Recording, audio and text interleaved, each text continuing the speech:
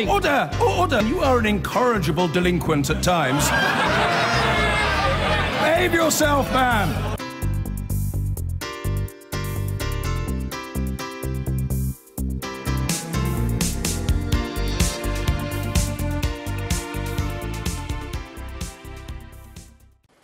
President Trump has received a major blow as one of his key election pledges to repeal Obamacare was rejected late last night by senators. There are 49, the nays are 51. The motion is not agreed to. The amendment is not agreed to. With 3 Republican senators voting against the president, it effectively ends the party's 7-year effort to dismantle the Health Care Act introduced by President Obama. Well, our diplomatic... Tonight was an unfortunate night. It was a sad night. Where's my mic out? But yet I don't believe this journey is over. For 7 years, Republicans have been promising the American people that we would repeal Obamacare. That has been the fundamental commitment of Republicans in the House, Republicans in the Senate, and the President. We have to honor that commitment. And I believe we will. Well, our diplomatic editor, Dominic Waghorn, can tell us more. Is this effectively the end of any hopes that the president might have of repealing Obamacare? I think he'll carry on hoping to and trying to, but it's very hard to see what he's got left. For 7 years, as Ted Cruz pointed out there, Republicans have promised to get rid of Obamacare. Throughout 2 elections, we've seen one Republican candidate after another in the primaries and then in the election itself, some of them saying, on day one, I will repeal Obamacare. So it's been a long-standing promise.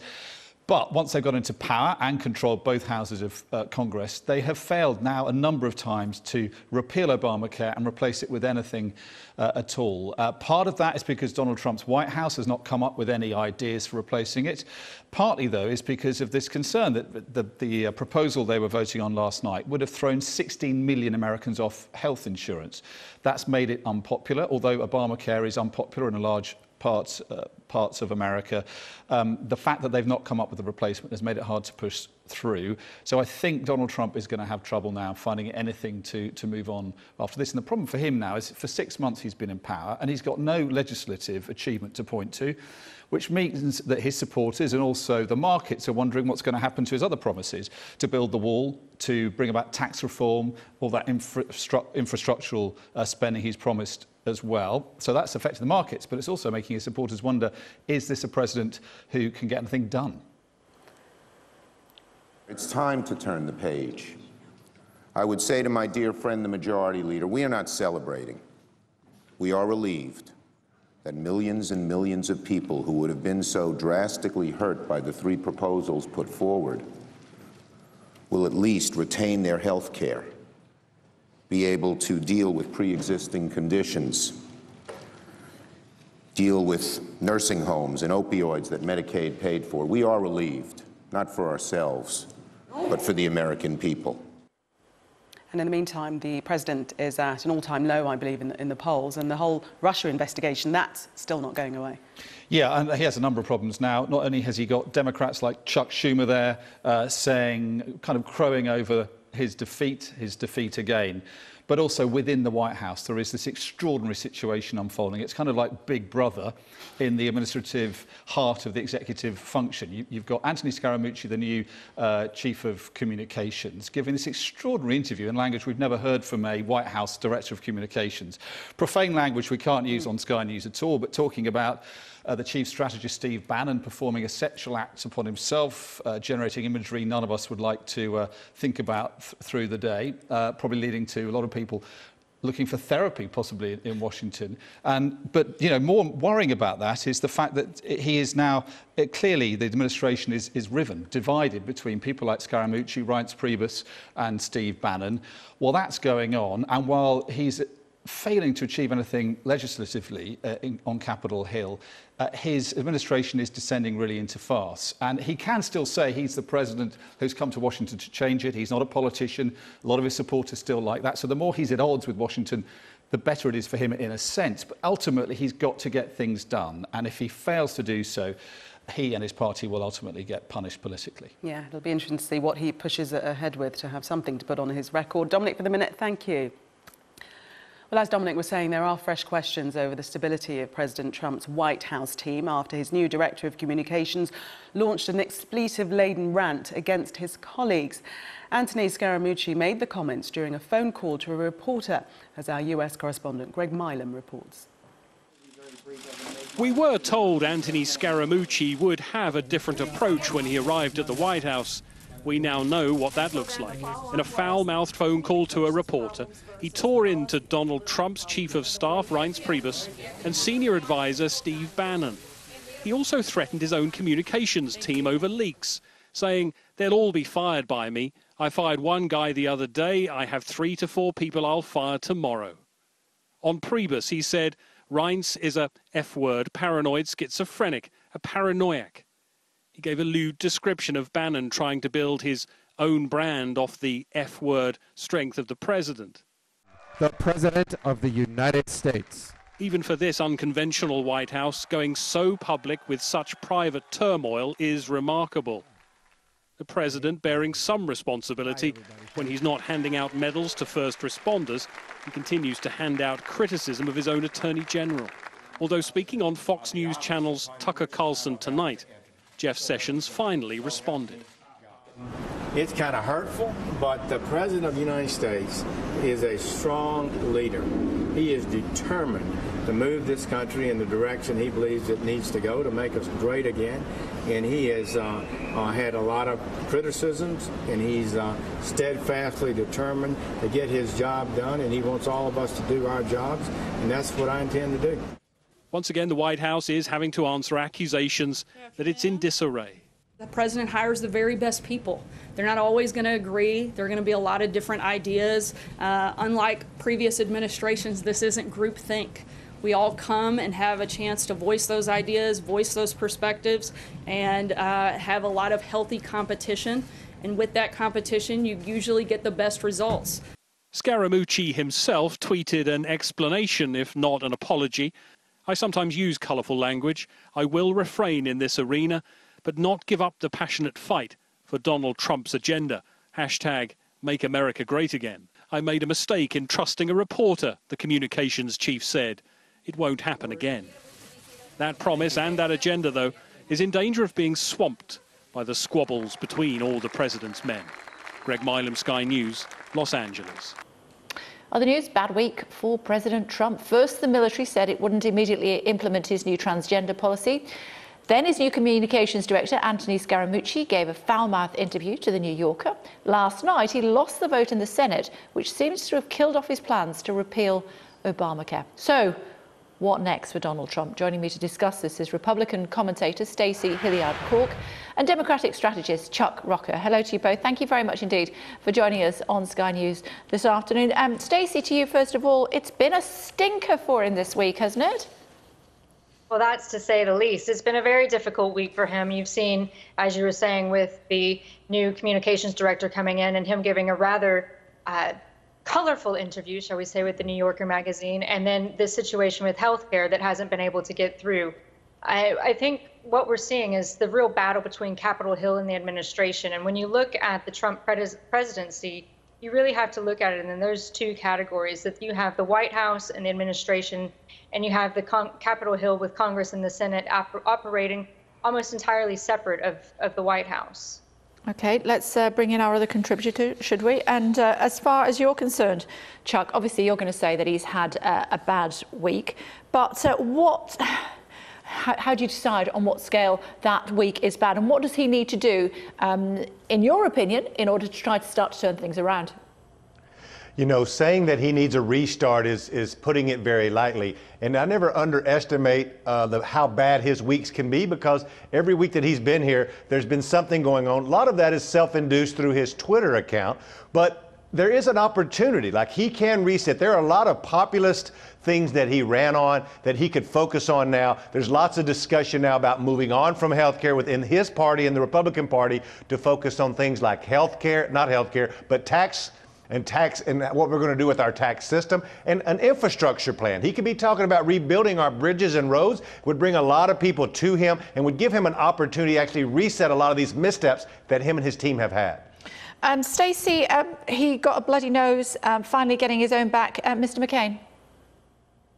Well, he did, and I think actually what McCain said with one of the reasons that he voted against this bill was because he actually wanted to bring back the process on Capitol Hill within the Senate to pass legislation. And I think this has been the misstep that the administration has had by trying to go out too quickly to pass such a difficult piece of legislation so quickly, that they really need to follow a process, try to make it much more of a bipartisan bill instead of trying to ram it down the throat, so that Democrats now have the same criticisms that we had against them with the Affordable Care Act, also known as Obamacare, that it was forced down our throats, that it was something that Republicans didn't vote for. So trying to bring back that kind of civility that we've been talking about recently onto Capitol Hill is something that McCain is trying to do and has always really been seen as one of the torchbearers for it.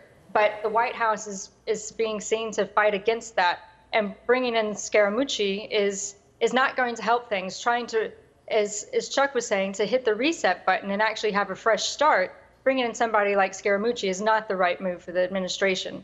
I think he could have been a little bit smarter in appointing a different communications director. I'm sure you've got a view, Chuck, on Scaramucci.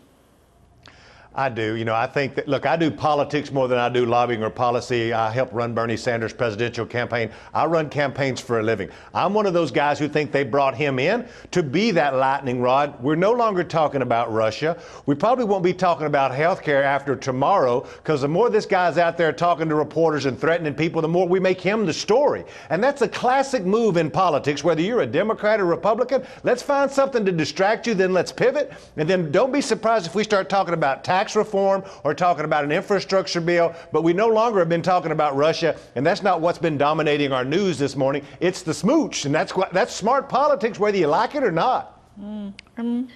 Stacey, as far as your Attorney General is concerned, Jeff Sessions, I mean, what's happening as far as he's concerned? We can't really comprehend here in the United Kingdom that your equivalent of a Prime Minister would be beating up so much, so publicly, on what is the equivalent of our Home Secretary, I suppose, in public.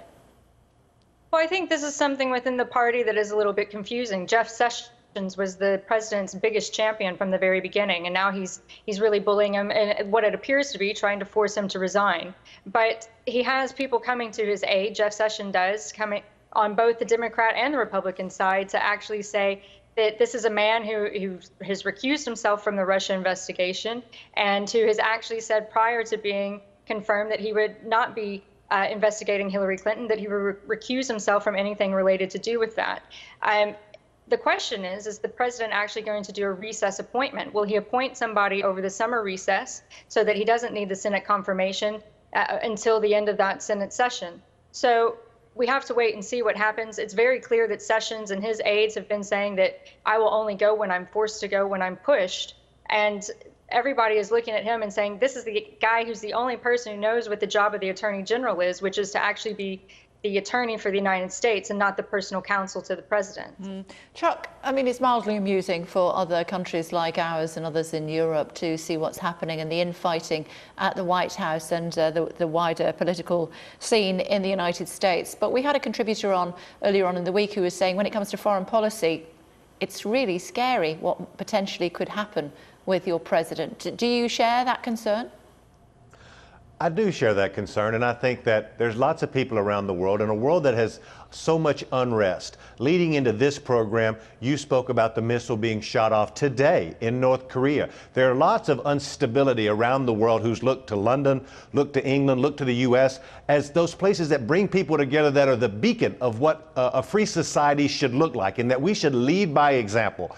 And leading by example doesn't mean you're beating up people in your own party, or you're bullying people on the internet, or you're doing things that could be damaging to your own country, setting aside even what you're reflecting around the world, because the world, a lot of people around the world wish they had a free society like me and you live in, and live in a society where you had a vote and that you could have a voice in your government. That's the most beautiful thing about America. And when we start losing that, when people start making fun of us or thinking that we're not really a true leader of democracy around the world because we've elected a president who is going after people and has more important things to say on his Twitter account than he does to world leaders, then we're having a problem. So yes, it's very concerning to me for just those reasons. Okay, good to talk to both of you. Thanks for joining us. In a major blow to President Trump, the US Senate has for a third time rejected his attempts to overturn his predecessor's health care reforms known as Obamacare. In a dramatic move, 3 Republicans defied their party to vote against the changes, with a decisive vote cast by the veteran Senator John McCain, who broke off from brain cancer treatment to attend the session. Here's our North America editor, John Sopel. The ayes are 49, the nays are 51. The motion is not agreed to. The history books will record that at just before 2 o'clock this morning, Donald Trump's promise to repeal and replace Obamacare, that he said would be so easy, crashed and burned on the floor of the Senate. Outside, opponents who'd been waiting celebrated. The coup de grace was delivered by Senator John McCain with a dramatic thumbs down. To gasps and sharp intakes of breath, the person the president had hailed as a hero earlier in the week for returning from treatment for a brain tumour to vote, now the villain of the piece. It left the Senate leader rueing a humiliating defeat. This is clearly a disappointing moment. From skyrocketing costs to plummeting choices and collapsing markets, our constituents have suffered through an awful lot under Obamacare. But that wasn't the only drama unfolding. Here at the White House, the most extraordinary bare-knuckle cage fight has broken out among the 3 most senior people in the West Wing who aren't the president. The new communications director, Anthony Scaramucci, talking in abusive and obscene terms about the Chief of Staff, Reince Priebus, and the Chief Strategist, Steve Bannon. Mr. Scaramucci has apologised for the language used, not the sentiments expressed. In his conversation with the New Yorker magazine, Mr. Scaramucci said of the Chief of Staff, Reince is a paranoid schizophrenic, a paranoiac. Of Steve Bannon, he said, I'm not trying to build my own brand off the strength of the president. I'm here to serve the country. And earlier in the week, Mr. Scaramucci told the BBC that his style was going to be more direct. You know, one of the things I cannot stand about this town is the backstabbing that goes on here, okay? Where I grew up, in the neighborhood I'm from, we're front stabbers. We'd like to tell you exactly where we're from and what we're doing. Donald Trump left a storm-tossed Washington a short while ago to fly to Long Island, New York, to look at efforts to curb inter-gang rivalry and violence. He could have stayed at home. John Sopel, BBC News, Washington. Well, it was a night of breathtaking drama as 3 Republican senators broke ranks to derail a 7-year effort by their own party to scrap Obama's health care law. Among them, John McCain, who delayed his cancer treatment to vote. Well, that would be enough turmoil for most administrations, but not President Trump's White House. His new communications director, Anthony Scaramucci, set the headlines ablaze with an expletive-filled tirade to a reporter, much of it directed at fellow White House staff. From Washington, our Foreign Affairs correspondent, Jonathan Rugman. Back in 1812, British invaders burned down the White House. Today, it is consumed by a rainstorm, as well as the noxious fumes of civil war. The arsonist-in-chief, one Donald Trump, heading back to New York this morning, leaving the headquarters of the world's greatest superpower soaked to the skin in scandal, mutual loathing, and a level of dysfunction never seen before. At 1:40 a.m. this morning, a smiling political assassin named John McCain wreaked the greatest havoc on Trump's ambitions yet. Senator McCain, can you talk to... In a knife-edge vote in the Senate, McCain led 2 other Republicans to vote against dismantling Obama-era health care.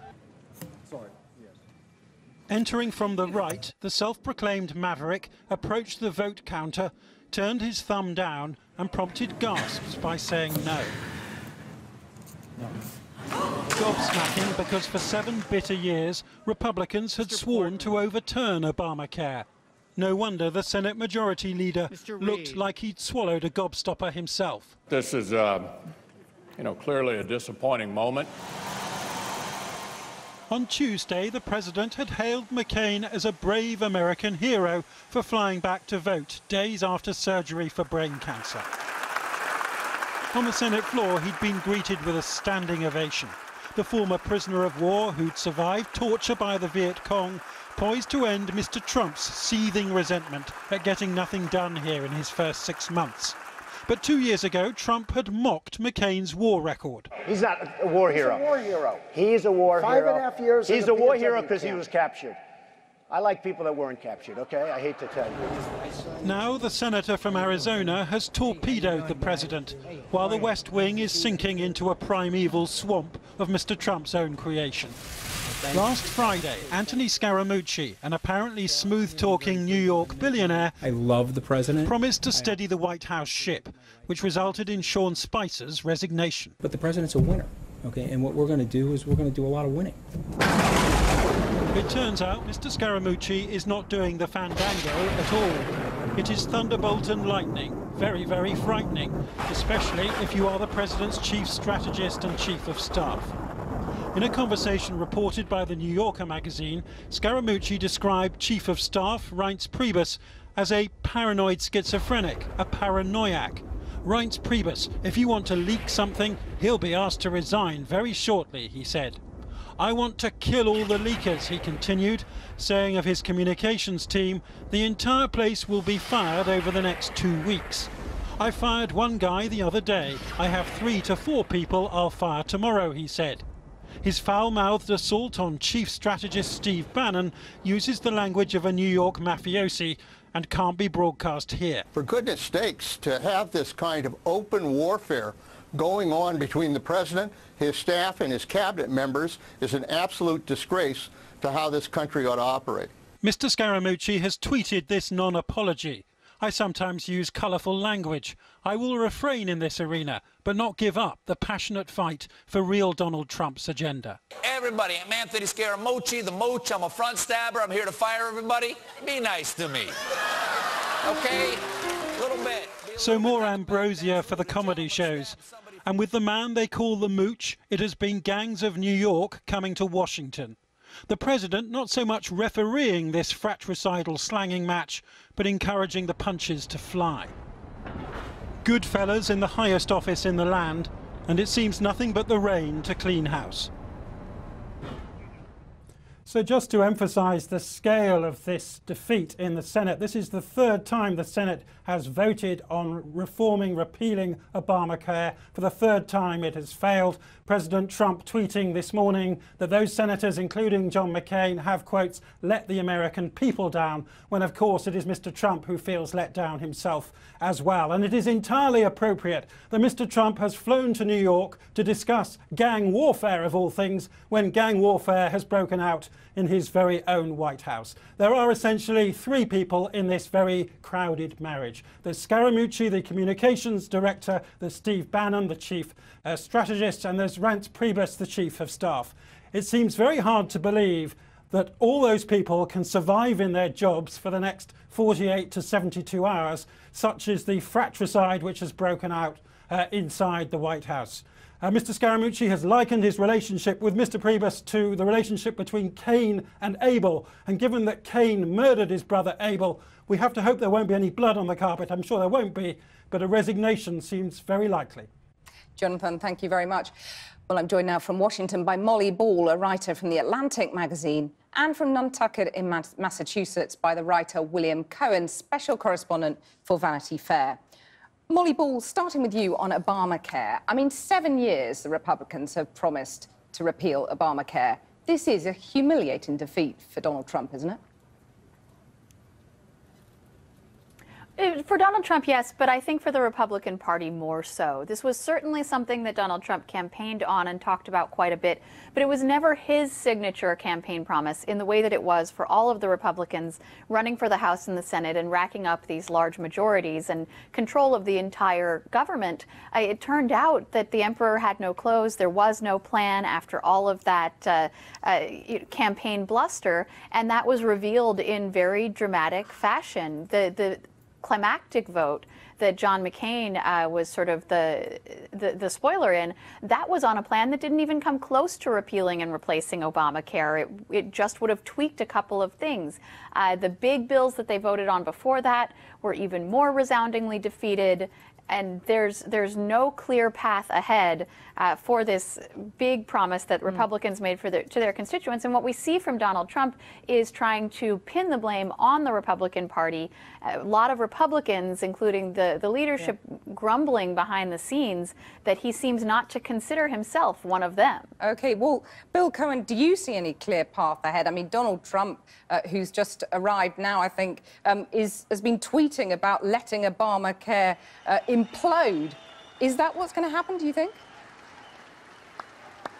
No, I don't think that's what's going to happen. I think that there'll now be a bipartisan effort to try to repair Obamacare and fix it on the margins where it needs to be fixed. And that's really what needs to happen. We don't need to have 25 million people or thereabouts lose their health care coverage. Nobody wants to do that. That is un-American.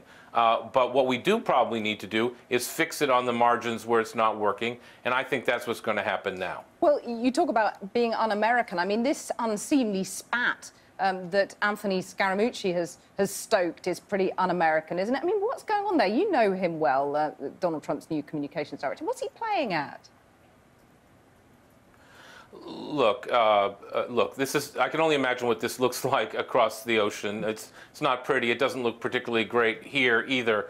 But I think, you have to remember, Anthony Scaramucci would not be doing anything without Donald Trump's approval. He's worked too hard to get this job. He's wanted it for too long. He got it unexpectedly. He was thwarted by Reince Priebus and Steve Bannon for months.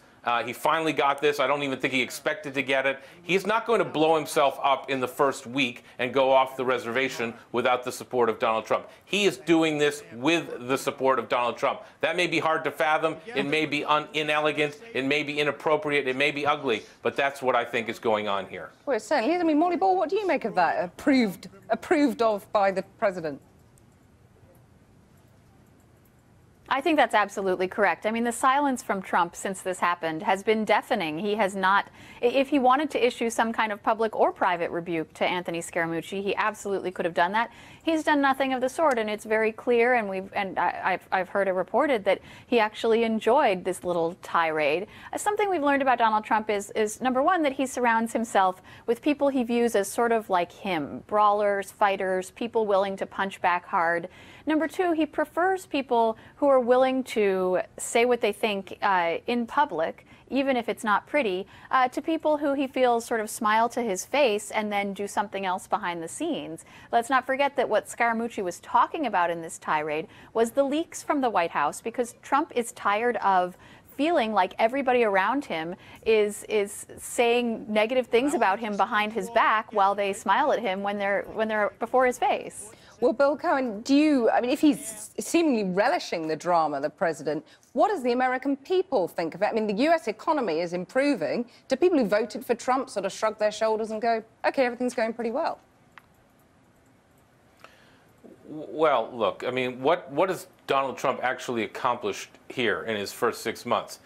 Aside from the chaos, of course, which we all know well, he got a Supreme Court justice appointed relatively easily. That's probably, I mean, I may not agree with the politics of that choice, but you have to give him credit for that. And the Dow Industrial Average, the stock market, is at 21,800. It's at an all-time high and reaching new highs every day. We just got a GDP growth annualized, something like 2.6, 2.7% annualized growth for the second quarter. That's above what it has been. So, if he didn't have either that kind of growth or the low unemployment or the stock market reaching at all-time highs, you would see Donald Trump's approval rating tick down, I think, to in the low 30s. Well, Molly Ball, is it all going swimmingly then for Trump? Well, no, I mean, I think it's not true that the people who voted for Donald Trump are cheering this on. His approval rating already is in the low to mid 30s. That's been consistent across many polls. He got more votes than that percentage-wise in the presidential election, which means a lot of people who did vote for him are disappointed in him. About 57% of the American public strongly disapproves of his performance. That's got to include a lot of people who did vote for him, and a much larger majority of Americans feel that the country is on the wrong track. So Trump absolutely has a very devoted base that will agree with him no matter what he does. Pretty much every politician has a hardcore of true believers, but there are a lot of people who are not content with Donald Trump's leadership in America right now. Molly Ball, Bill Cohen, thank you very much for joining us. Within the past few minutes, President Trump has announced on Twitter that he has appointed a new White House Chief of Staff. He's the former Secretary of Homeland Security, John F. Kelly. It's not clear whether Mr. Kelly's predecessor, Reince Priebus, was sacked or resigned. This follows the apparent failure last night in the Senate of Republican attempts to reform the American healthcare system and the public airing of a bitter feud between the president's new communications director, Anthony Scaramucci, and Mr. Priebus. Well, joining me to unpack all this is Politico's Daniel Lippman. Daniel Lippman, good evening. Within the last few minutes, CNN is reporting that Reince Priebus resigned privately yesterday. What do you know of what's been happening? So, yeah, there's conflicting reports on that. Sources close to Reince say that he resigned. Other White House sources are telling us that he was fired today. He was seen on Air Force One traveling with the president today. And so we just don't know exactly what happened. I think the broader issue is that this underscores that the White House chaos in the West Wing is just continuing. And Reince's leaving the White House is not going to stop that.